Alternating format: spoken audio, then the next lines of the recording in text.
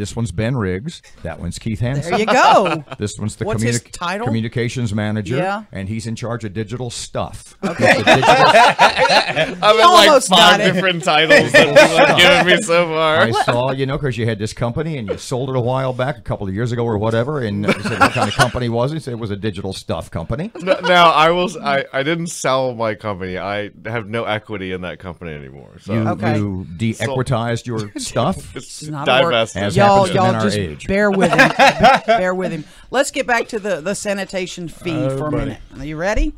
If you raise $8.4 million, which is what I'm told funds the sanitation department, that's what you need to fund the sanitation department in that neighborhood, correct? Yeah, that's what we lose. That's what you take from the general fund to pay for the sanitation department. Yes. Okay, if you raise the fee to raise that $8.4 million, then you have that $8.4 million still in the general fund budget that then can be used for the reserve.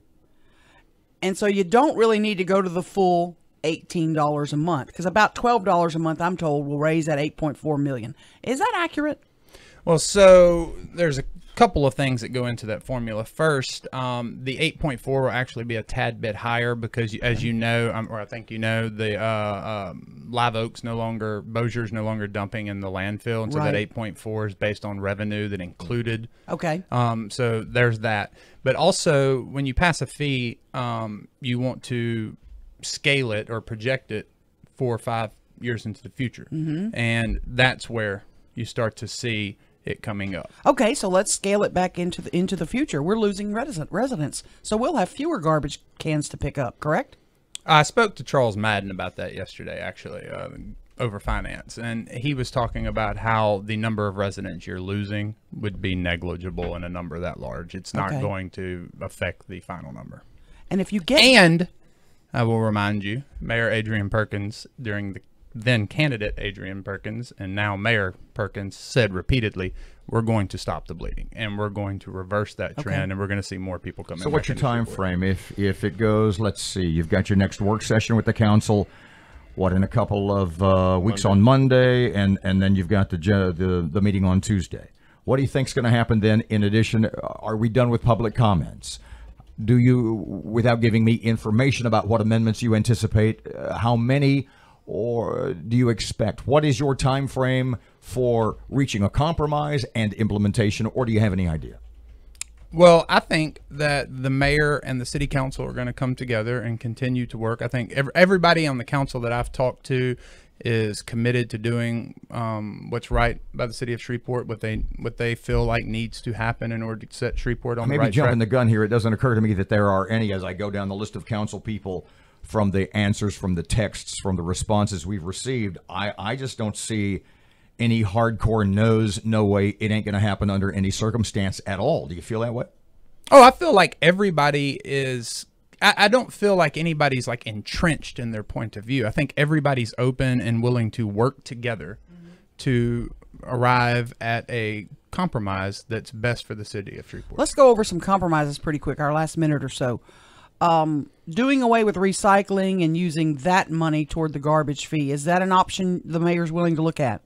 I've heard a couple of councilmen bring it up, but once again, I'm not in a position as the communications director to come on air and negotiate on behalf of the mayor. Tell them your idea. Tell them your idea. I talked to them about this. I guess I could serve as a liaison between Aaron McCarty and the mayor of Shreveport.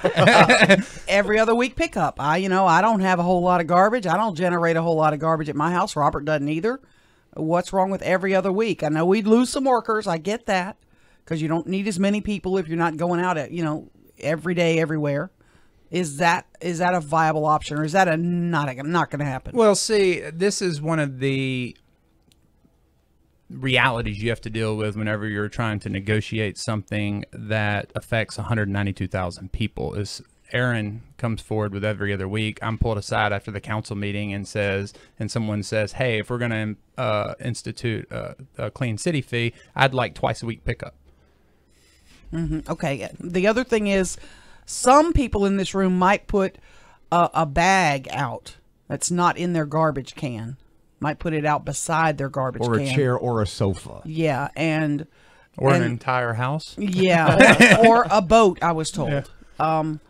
can we just ignore picking those things up and say, that's just not something we do, and then give them a citation and say, or an added fee, for example. yeah. Well, and there is bulk pickup where you schedule the pickup, and But I don't think it costs, right?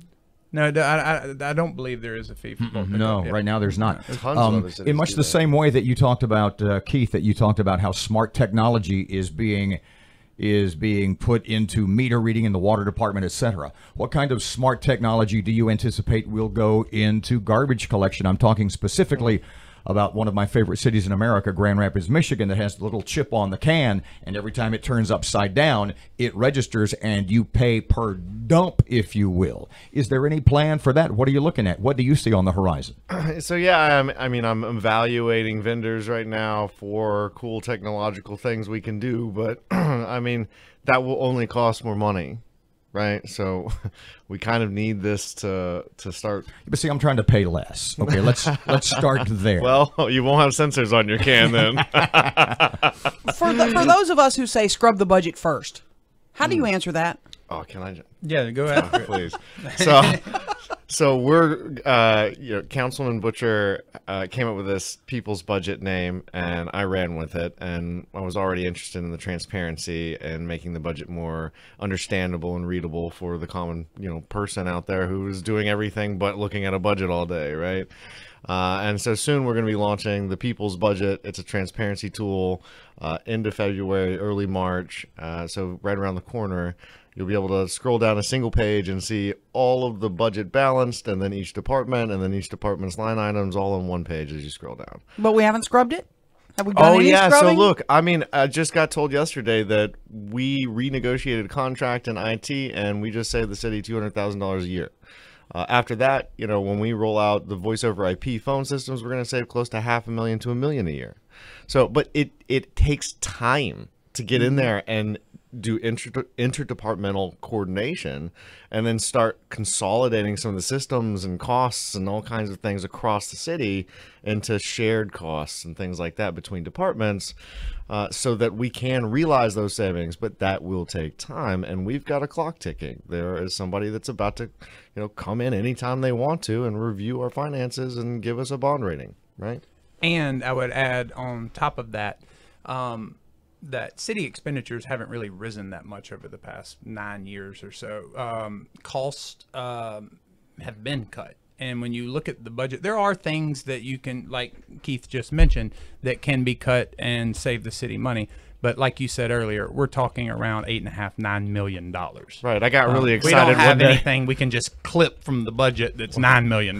Right. I was like, Ben, we're going to be saving all this money. He goes, is it $8 million of savings? It's like, oh, back to the whiteboard. Guys, thanks for coming in. I hope y'all will do it again. Yeah, Oh, absolutely. It's a This is blast. fun. Yeah. Ben Riggs, Keith Hanson, Mayor's Office. Just There you under go. one big umbrella. There you go. Mayor's Office. He's going to be head of environmental services by the end of the year. See you in my carport.